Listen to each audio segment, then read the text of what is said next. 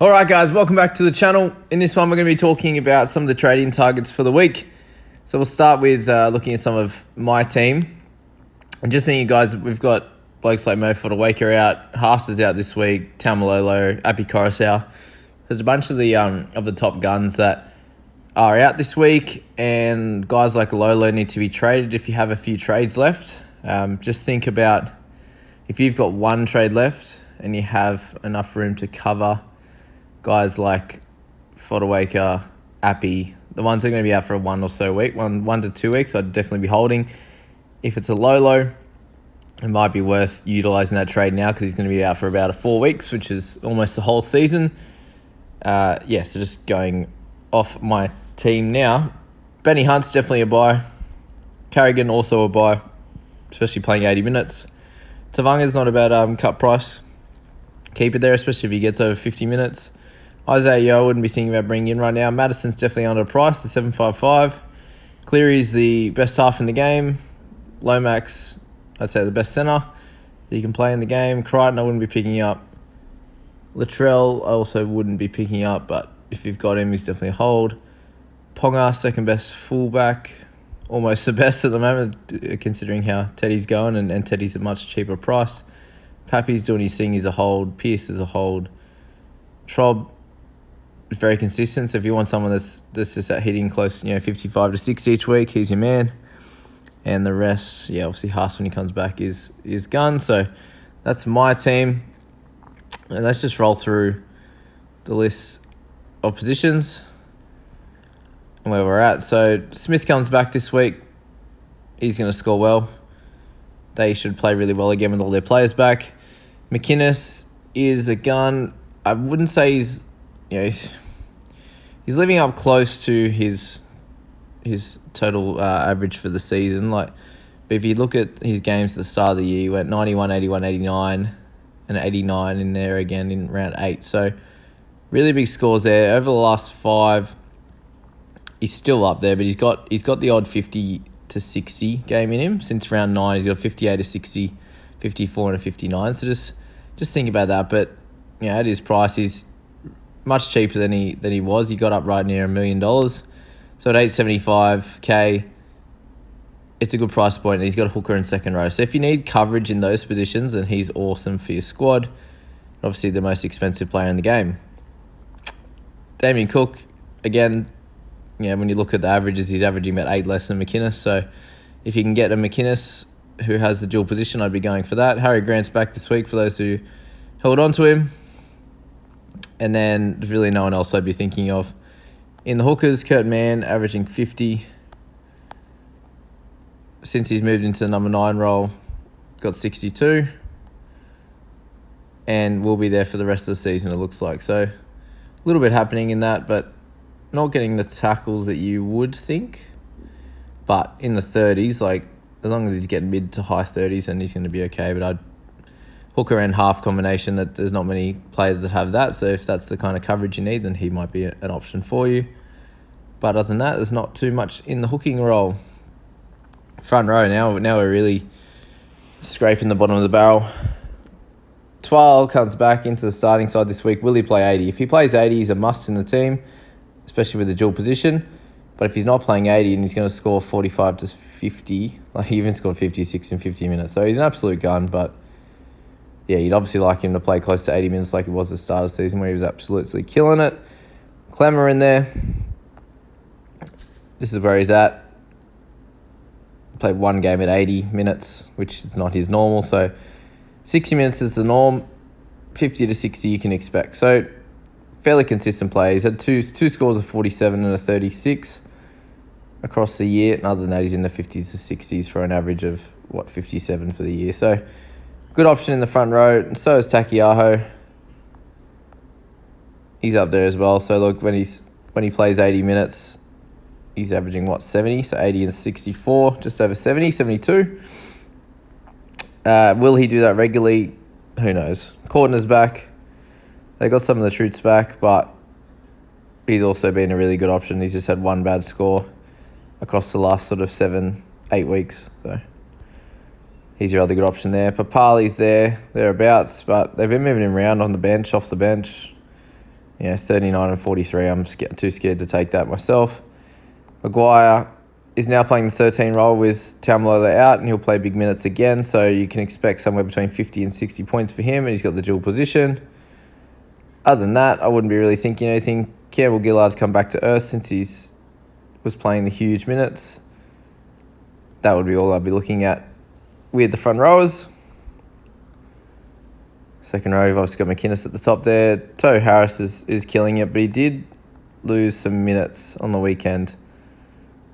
And he has a few times over the past 4 weeks, but still scoring incredibly well. He's got 370s in his last 5 games, so definitely a great option if you need a second row forward. Bateman averaging 58 over his time since he's come back. As I said, he's someone that can get a try assist and score a try. Mid-30s tackles, over 100 metres, and gets a few attacking stats, so he's also going to be a good option at $7.95. He's fairly cheap there. David Fafita, I don't know. I'm worried about this Broncos back. I wouldn't want to be touching him, but obviously didn't really do too much on the weekend. But 18 tackles in 18, 25, 20 tackles in 80 minutes it's not good enough for me personally. But if you have him, awesome. 12, you can obviously get in there too. And that's all I would be thinking about, apart from Mr. Mitch Barnett. He's got 370s in his last 5 games. So since he's come back, he's off the bench for 49 minutes, and then he's played over 70 minutes every game for a 5-round average of 64.4. So 674k, he's a cut price keeper, and I'd expect this to happen for the rest of the year. You can see in round 1, played the 72 minutes as well. Round 2 gets injured and only plays 32. But since he's been in the starting role, he plays 80 or close to it. So be happy to have him in your squad at a cut price. If you're looking for someone in the halves, Cleary, Cherry Evans are your top 2. Mitch Moses, I believe, is underpriced right now at $6.91. He's had the injury-affected game and then came back and got 47 in his return. So with a 37 before the injury. So 37, 13, 47. Drops his average down, and you can see since he's come back, he's been killing it. He's averaging about 60 in that last 5. Is that right? Yeah, 59.6. So I believe he's underpriced. If you need a half at a cheaper price, he's your one. Flanagan's there doing his thing. He always seems to score pretty well when he's there. Fogarty's been the little superstar that's come in and killed it for those people that have needed him. But that's going to be all in the half side of things. Centres will move on. So Aiken doing his thing. 35 this week. It'll a slightly quieter one, but a 5-round average of 50. Him and Lomax are number 1 and 2 centres. And Staggs is there, but I probably wouldn't be personally touching him if you can go the other 2 options. Just needs tries to score well. You can see when he doesn't score a try, he's 22, 30, 26 and 33. So it's not terrible, but he needs more of those 2 and 3 try games to get over 50 kind of thing, 50 to 60, 70. But obviously has that in him. And that's about all. That's all we're going to talk about in the centres. And then lastly, in the wing fullbacks, Teddy's just so underpriced right now. For someone that was, how much has he lost over the season? 192k, so he was up, 850 odd, 860 odd, and has been over 900, especially earlier on in the year when he got 94 and 111, 82, 76. So those scores there, he was up super high in price, but had a really lean past sort of 5 weeks. Look at that. No tries since round 5. He's got 4 tries for the season. So law of averages says he turns that around a bit. And especially no try assists in the last 3. So only for the last 5 games, no try assists as well. And even had a game with no tackle breaks. So that was pretty crazy. But I'd expect him to turn things around there. He's still losing money. You have to score well again. Score well this week. But let's look at the run home. Broncos this week. Surely absolutely dominates. That's my call anyway. Got a solid run home, nothing crazy in there, but you'd expect him to smash it this week. But he could score average again, but definitely worth bringing into your side. The rest of them, no real interest. If I'm being honest, he'd be the only one to bring in. blokes like Dufty, Gutherson, Edwards are doing okay, but I wouldn't touch Edwards. Just gets injured too much for me. Nofaluma. With him, it's he's had a pretty incredible season. Let's be real. Averaging 53. Scores tries, does well. What's their run home? Panthers, Eagles, Rabbitohs, Storm, Eels. So pretty tough run home. 3 really strong sides. Eagles, he'll probably score really well against. So I could expect a 60-plus score against them, and the rest sort of 40 to 50. But yeah, he's there as an option.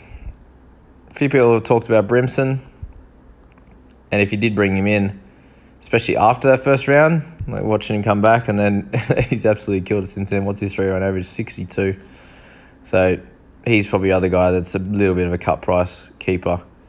I'd say they're surprisingly playing fairly well, the Titans. So to have Dragons, Bulldogs, Broncos, Eagles, Knights, they probably have the easiest run home. So, and he's a half and wing fullback dual as well. So really cool option there. That's all, guys, with the possible trade-in targets this week. I hope that really helps you guys. It gives it a little bit of clarity in terms of your last few trades. I personally have 3, and I'm targeting blokes like Tedesco this week at 678 against the Broncos. I think that's going to be a steal, but I'm just going to have to work out my, how important positionally bringing him in is to my squad. I definitely have to bring in a front row or two. So Twal and Teddy are looking to be my options for Mo and Taumalola this week. And that should leave me with a little bit of cash spare for my last trade. So, yeah, that's where I'm at, guys. Good luck with your trades this week. Please subscribe and hit the like button if you're enjoying the videos. And we'll catch you in the next